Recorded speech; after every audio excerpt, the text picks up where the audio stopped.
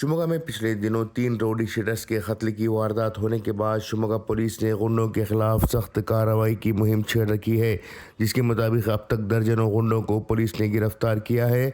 आज सुबह पुलिस ने इस मुहिम के तहत आदिल गैंग से ताल्लुक़ रखने वाले शुएब उर्फ अंडा को गिरफ्तार करने से पहले इस पर गोली चलाई।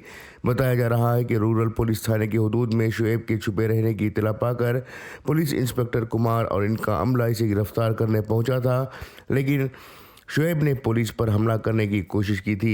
बचाव के लिए इंस्पेक्टर कुमार ने शुएब की टांग पर गोली मारी है और इसे अपनी तहवील में लेकर इलाज के लिए अस्पताल में दाखिल करवाया है।